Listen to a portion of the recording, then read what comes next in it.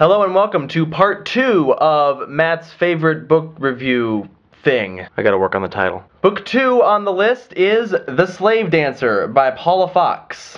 Now, The Book Thief was a book that I was pretty much just rereading because I wanted to. I knew it was still going to be a favorite. There was really no question about that. This book, however, is a little bit of a different story. I read this book for the first time, I believe, as a reading assignment in 7th grade. I'm honestly not sure how I acquired this book, and I have not read it since, but I remember that I really liked it. So as you can see, The Slave Dancer is a Newbery Award winner. It was published in 1973. The story is about a young boy named Jesse Bollier. He lives in New Orleans with his mother and his sister, and he makes some extra money by playing his fife. He's a very talented fife player. And one day, he is kidnapped by sailors from a slaver ship and pressed into their crew. The ship sails to Africa to pick up some slaves, and it is Jesse's job to be the slave dancer, to play his fife so that the slaves will dance. Really, with shackles, all they can do is kind of move around a bit, so that they will remain healthy for sail. He sails with an avaricious captain, a sadistic first mate, members of the crew, some of whom are honorable, some of whom are less so. You know, a typical sailing adventure type story. And he sees firsthand the plight of the slaves as they are crammed into this slave ship. He witnesses firsthand just what a horrible practice slave trading can be. The book, as you can imagine, has a very good message, maybe one that was a little bit more relevant back in the early 70s when it was written, but still a very good message. And in general, it's a pretty good story. And so I was reading this and trying to figure out what it was about this book that my 7th grade self would have liked enough to have put it on his favorites list. And unfortunately, I am left to conclude that probably the big thing that I liked about this book in 7th grade is the fact that it's short. It's only 127 pages long, and I was essentially being forced to read it, and so I appreciated that it was a short book that still contained a relatively good story. If you haven't been able to tell already, I'm not quite as big of a fan of this book as I was. I still like it. I still think it's a good book.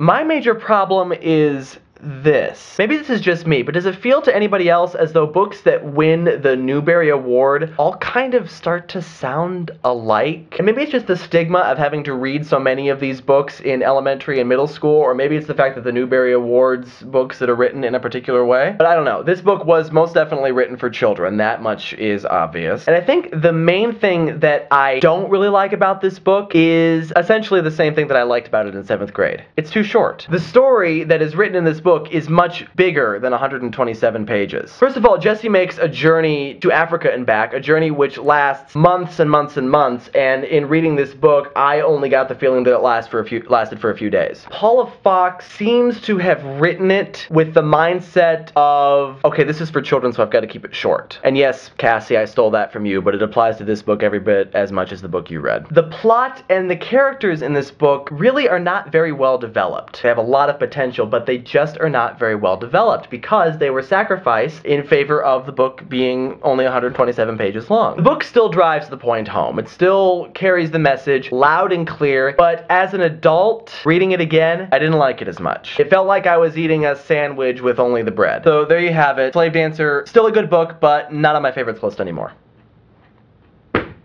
So there you go. And the next book, or rather the next series of books, is going to be Lemony Snicket's A Series of Unfortunate Events. Incidentally, when it comes to series of books, I'm counting the whole series as one story. And so the books in A Series of Unfortunate Events all go together. When I reread the Harry Potter series, all of those books will go together as one. So, just so you know. So, until next time, happy reading.